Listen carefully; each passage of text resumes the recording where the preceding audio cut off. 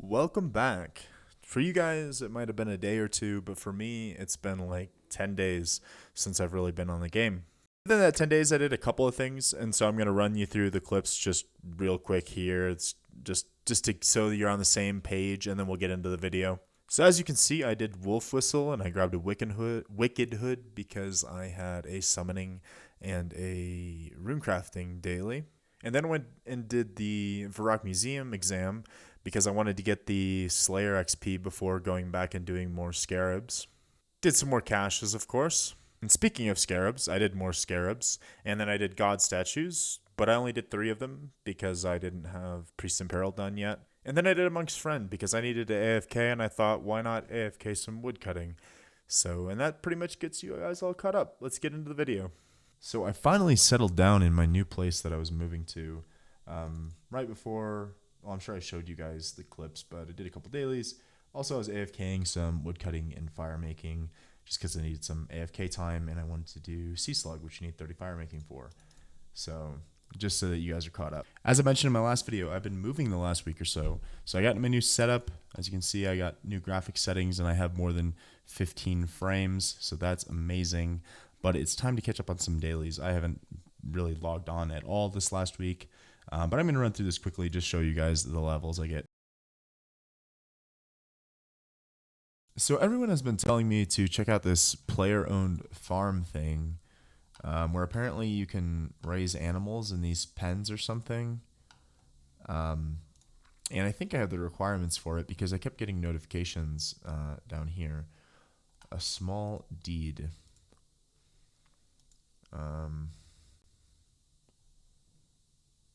Okay, give me a second to figure out what I'm doing. Okay, so I finished the tutorial, and also I was looking around on the... There's a Tazar here? Okay. I was looking around the wiki. There's actually quite a bit of interesting late game content, and I didn't realize that farming is another one of those skills that goes to 120 now, and I can't seem to find it. There it is. But there is so much content here. I can raise dragons in this place eventually. And there's certain things that I think end up being actually pretty useful. But it seems like the best animals you collect from the world and breed them. So I think that if I were to start out with just these like rabbits and try to make a bunch of beans that way, that it would be pretty slow. But what people told me is that I need to look for the beehives because that's a really good early game farming XP. So if I use those to get my farming up, and then eventually once I get my combat up and start doing Slayer, I might collect some of these other animals that I can put in here. And that seems to be the best way to go about this. So that's what I'm going to try to do. I'm just going to try to find the beehives real quick. Okay, here they are. They're on the other side of the farm here. So apparently, you can use these to get different types of honeycomb, and those honeycomb can sort of be used like medicine for your animals. And the different type of flower you put in here gives you a different type of like medicinal honey. But I think for our purposes, the wiki was saying that you can buy woad leaves in Falador, and the rest of these I think are, at least for right now, would be pretty difficult to obtain in large quantities. So I'm going to go try to buy a bunch of I don't have a lot of money, but I'm going to go try to see how many I can buy. So apparently I fill these up all the way with these flowers, and I come back in 24 hours because it produces something like 1 honey per hour, or like 1 honey per flower once per hour or something like that, and it comes out to about 24 hours. And at that point I should be able to collect the honey, which I think is when I get the XP, and put the leaves back in. That's how it seems anyways. And apparently this is supposed to be very, very good early game farming XP.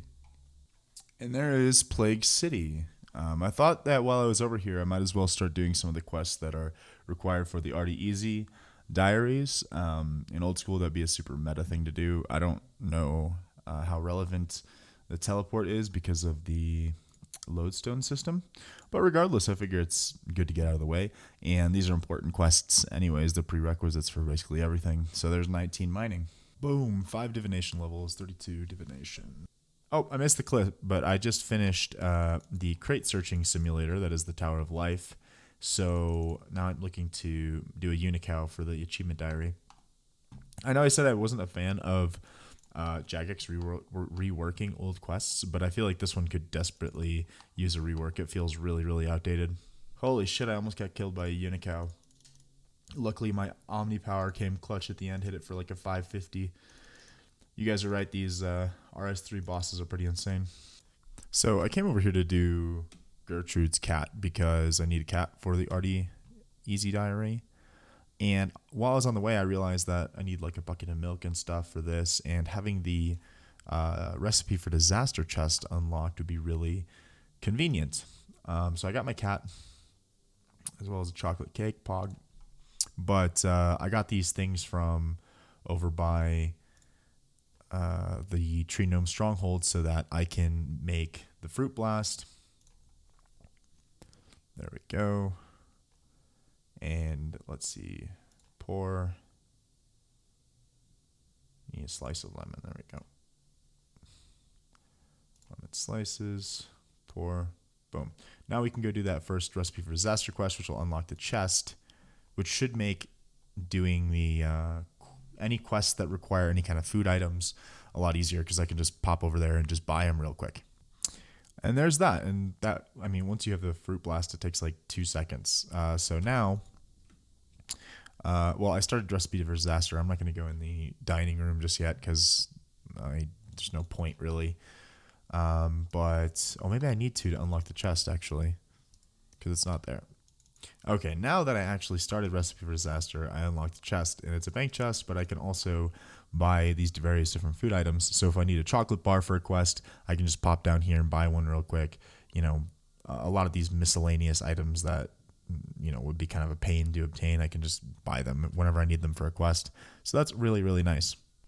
And so the plot thickens. That's biohazard complete. So now I should be able to do the Ardy Easy Diary. I lied. I needed 15 fishing for the diary, so we knocked out Sea Slug while we were at it, and we're up to 24. So now we can go do the diary properly. Observatory quest done, which wasn't on the agenda, but I had to come over here to do a task for the Ardy Easies, so I thought I might as well bang this out while I'm here. So this is pretty trippy, but I was running around doing these tasks, and there is 8 rune rocks just in the middle of, what is this, Kandarin, right?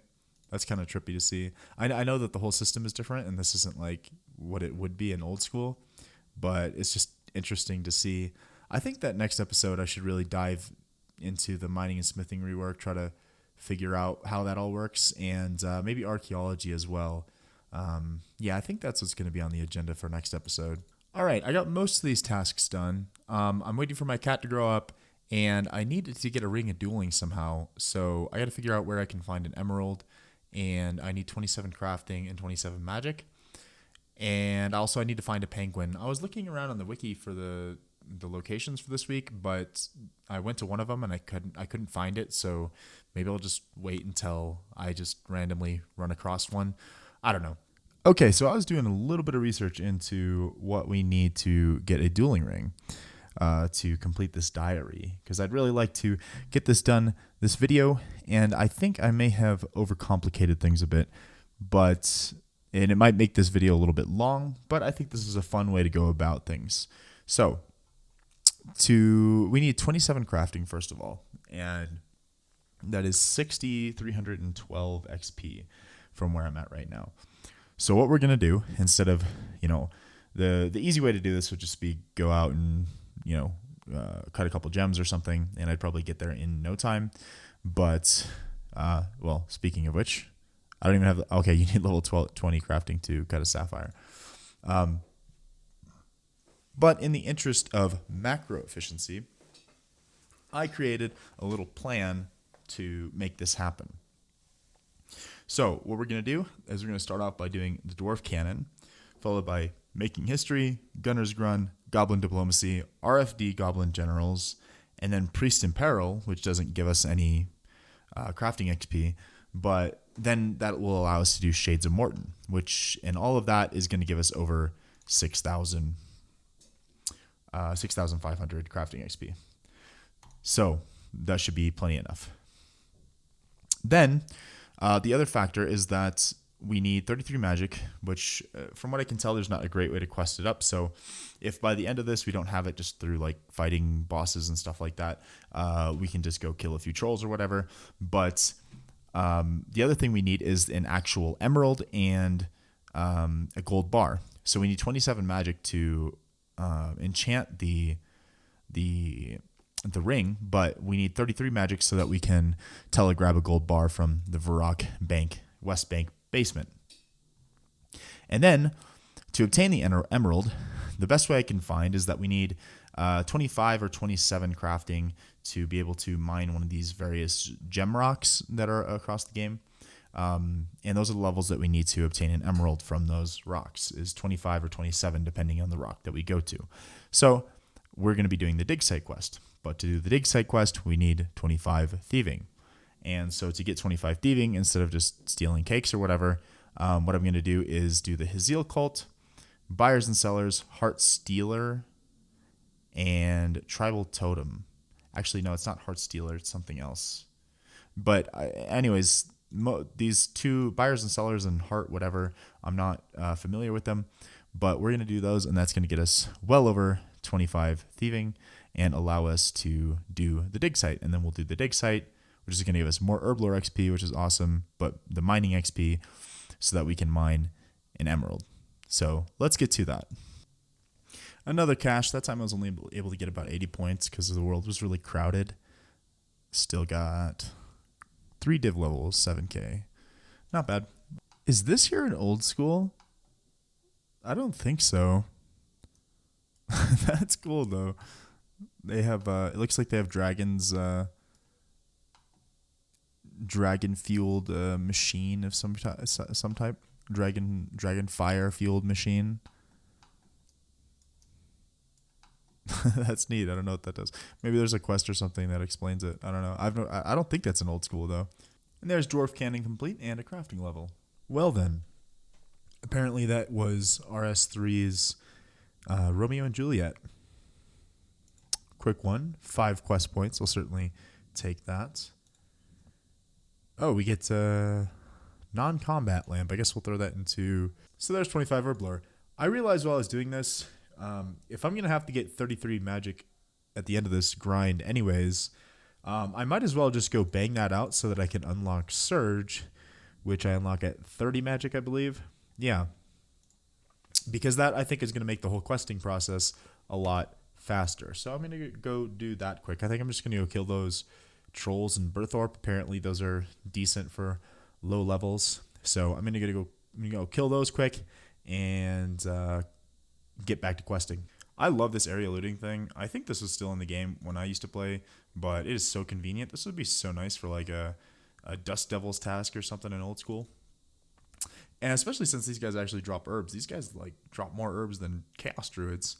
The first inventory here, I picked up everything, all the junk herbs and everything, because I know that if I don't, one of these days I'm going to need a random ass Terramin for something, and I'm not going to have it, and I'm going to be pissed. But anyways, there's 33 magic.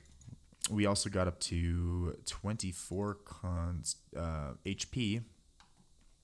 But most importantly, now I can do this. Well, you know what I mean. So apparently RuneScape has yet another battle pass. But it looks like this one is truly just for cosmetics. I don't know. I guess I'll keep doing them. I mean, I'm kind of doing them passively anyways. Let me know in the comments if this is like worth spending time on or not. It doesn't really look like it, but like I'm assuming these rewards are keys, and as being an Ironman, you don't get keys, so I don't think that would be worth it. But let me know in the comments. And there's Goblin Diplomacy. Okay, so apparently I didn't need 33 magic at all. I just needed 27, but because I just got a gold bar for that quest reward, but whatever. Having Surge is totally worth it anyways. And that right there should be the RFD quest for the goblins. That gives us 1,000 crafting XP. That's what we were after. But also 1,000 cooking and 1,000 farming. So I'll certainly take that. A farming level, 2 crafting levels, and 3 cooking levels. Not bad. And there's Priest and Peril. So that will allow us to do... what was the other 2 quests on the list? Making History and Shades of Morton. Those are the 2 quests we need that for. And, of course, 2 prayer levels. Sweet.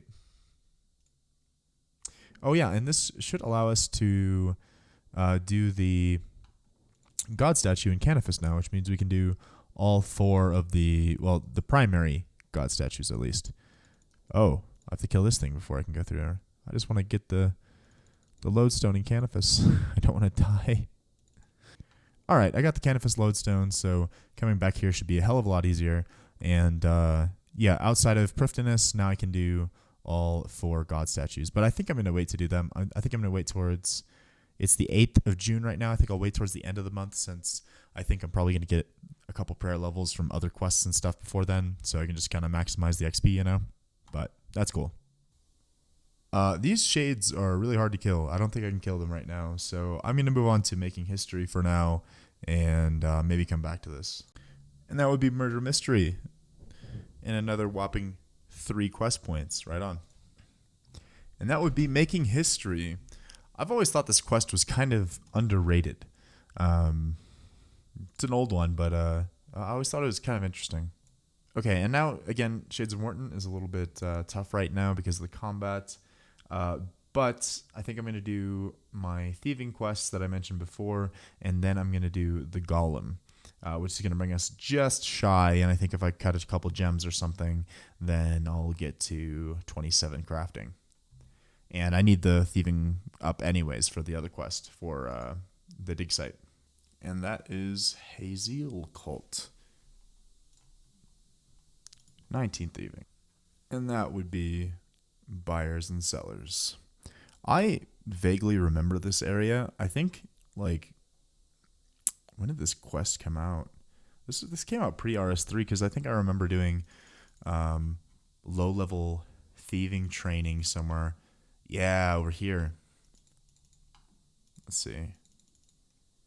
Yeah, I remember doing some low-level thieving training. I was, like, opening these chests or these doors or something like that. And that's what I did for, like, I think that's what I did to get the level for Desert Treasure, actually. Like, the first time I ever did Desert Treasure. But, anyways, moving on. Okay, well, that quest was kind of lame. But, I think I can get my XP. There we go. Cool. And that would be Tribal Totem. So after all of that, we can finally go do the Golem and the Dig Site quest because we have that brings us to 26 thieving. The Golem is going to bring us just short of 27, but I have a daily today so for crafting, so that should push me above 27, and then we can finally do the Ardy Easy Diary. I've been working on this all day. In the morning, I was like, oh, let's do the Ardy Easy Diary. And obviously, I've made it a bit harder for myself. This isn't the fastest way to do the Ardy Easy Diary, but I got so many quests out of the way in the process. So let's finish this up. So I know earlier I said that next video I'm going to be getting into archaeology and the mining and smithing rework. But right now I'm just going to do the tutorial, but I'm not really going to be getting into the skill because apparently I'm going to get an archaeology journal, which is going to help me do these next 2 quests faster. And I might learn a thing or two. Let's see. Oh, so this thing just gives me 500 HP permanently?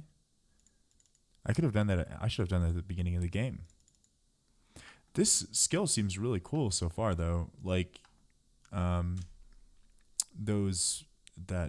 obelisk or whatever, I think you can get some pretty powerful things from what I've heard. Some pretty powerful powers, they're called. I think it's like a passive thing, I think. I don't think I need to do anything. I think I just activate it, and then it just passively affects me. Like, once this person's done talking, okay, she's telling me there's like a shop person in here. Okay. Can I talk to this person? Hold on, let me finish this, and then I'll talk about archaeology. Okay, so this is the thing I wanted because it teleports me to the dig site. Whoa, what? How did I? Oh, is this the Okay, I'm not trying to continue archaeology right now, but I think if I teleport... Yeah, okay, so this is... Oh my god, that would speed up the dig site quest so much. I'm doing the golem right now, which is why I wanted to do that. But this skill seems pretty cool. So you...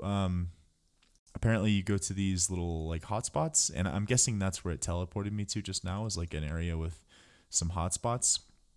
And then you find these materials, which I don't have any on me right now because I just did the tutorial, but you find materials, and then you have an uncommon chance of finding a relic of some kind. And then you use the materials to like restore the relic. And then there's these like collections and stuff. It's, I don't know if this is just like a completionist thing, but you get these chronotes. I know you can buy stuff in there. I'm not sure how important those are though. But there's all these different collections and stuff that you can do. And then I think there's a point to all of that though, because this obelisk thing has a bunch of different things that you can put into it. And I believe they're passive, because if you look, I have 2,900 life points and I'm 24 HP. So, and I believe when I teleported away, I still had that. So I don't think this is like an area of effect. Like this is just a passive, like when you unlock these, they're just passive boosts. Oh, and so you can see some of them. When pickpocketing, you automatically get attempt to pickpocket again until you get caught. Oh, so this is kind of like, it basically makes every pickpocket into like the Prifdennus pickpocketing. You have a choice between the minimum and maximum amounts when getting a Slayer assignment. Okay, that's interesting. That's kind of niche, I would suppose. Tier 1 luck. When entering the abyss, you will arrive at the center. Oh, I bet that's decent for rune crafting. Speeds up rune crafting a bit. Increases maximum adrenaline by 10. Oh, that's got to be massive, I'd assume. How is that not game breaking? I don't know, but okay, I'm not going to get carried away. As I said, I'm going to dive deeper into archaeology and mining and smithing next video. Well, remember what we were doing? So that's how I can get an emerald. I guess we're going to skip the dig site for now because it's getting late. Obviously, I still need to do that quest, but I'm skipping it for now so that I can get this thing out of the way and finish this video. And that would be the golem. More thieving, more crafting. Actually, that got us up to 27, probably because I did my daily right before this, and the XP just from doing it got me up there. But now the actual claiming brings us up to 28. And now we can actually make ourselves a ring of dueling and finish up this Ardy Diary. I also have to find a penguin, but we should be able to finish this up finally. There we go. Now I just got to go in here. Can't wear capes, damn it. Okay. That was anticlimactic. Now I just got to go in here. Damn it. Now I just got to go in here. Cannot take, god damn it. Hold on. Now I just got to go in here. There we go. Okay. But now I just have to find a damn penguin, which there's supposed to be one in this area somewhere. But once I find a penguin, then I can finally get the damn cape. So let's do that. Damn, I didn't realize it was so hard to find a penguin. According to the wiki, there's supposed to be one in this area. I'm even using this device thing. I never really hunted for them before when I used to play way back in the day, and so I don't really know how people do that. I just used to stumble across them randomly, and then I'd click on them. Yeah, I used to find them all the time randomly, but now I just can't seem to find one. Okay, so thanks to Mikearoo on YouTube, I found this website called world60pangs.com. And basically, okay, I don't know if anyone else has this, but I keep getting these graphical glitches. So if you got any tips for me to fix that, let me know. All I do is just kind of change my resolution and it fixes it. But anyways, so according to that website, because these penguins have a huge wander radius, this friends chat is dedicated to spotting them and updating this website. And apparently 7 minutes ago, the Wizard's Tower spawn penguin was last seen in the farmhouse north of Port Sarim, which is here, I believe. So let me turn on my spy device. He's 8 paces away. Ah, look at that. That is awesome. I just got to figure out how to get in this building.